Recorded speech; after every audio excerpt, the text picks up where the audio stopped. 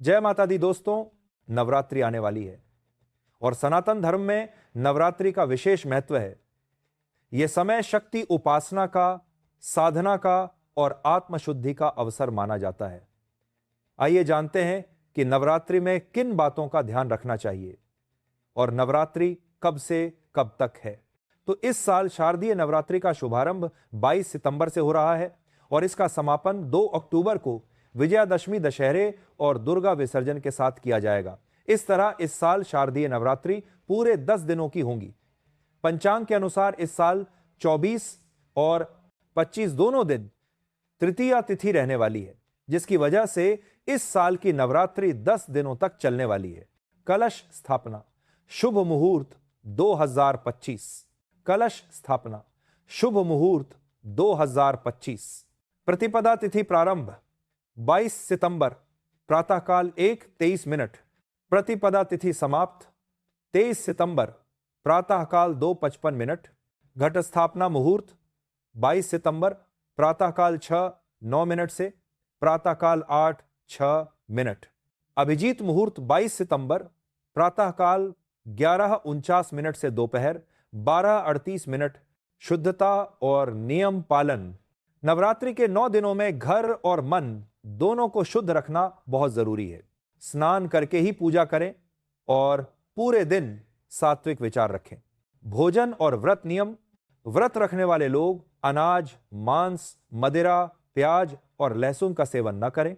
सात्विक भोजन करें, जैसे फल, दूध, सूखे मेवे, साबूदाना, सिंघाड़े का आटा आदि। भोजन हमेशा ब्रह्म मुहूर्त में शुद्ध वातावरण में बनाएं। दरेसारी मां दुर्गा की आराधना। प्रतिदिन प्रातः और सायं मां दुर्गा की आरती करें। घी का दीपक जलाएं और धूप अगरबत्ती अर्पित करें। प्रत्येक दिन देवी के अलग अलग स्वरूप की पूजा करें। प्रथम दिन शैलपुत्री, द्वितीय दिन ब्रह्मचारिणी, तृतीय दिन चंद्रघंटा, चतुर्थ दिन कूष्मांडा, पंचम दिन स्कंद माता, षष्ठम दिन कात्यायनी, सप्तम दिन कालरात्रि, अष्टम दिन महागौरी, नवम दिन सिद्धिदात्री। व्रत का संकल्प। व्रत की शुरुआत में संकल्प अवश्य लें कि 9 दिनों तक नियम और मर्यादा का पालन करेंगे। व्रतधारी व्यक्ति को ब्रह्मचर्य का पालन करना चाहिए। देखा, घर का वातावरण। घर में कलश स्थापना करें और उसके समीप मां दुर्गा की प्रतिमा या चित्र स्थापित करें। प्रतिदिन जल, फल और फूल अर्पित करें। घर में झगड़ा, क्रोध, अपवित्र बातें या नकारात्मक कार्य न करें। दरेज 8 डेली सार। कन्या पूजन। अष्टमी और नवमी को कन्याओं का पूजन करें। उन्हें भोजन, वस्त्र और दक्षिणा अर्पित करें।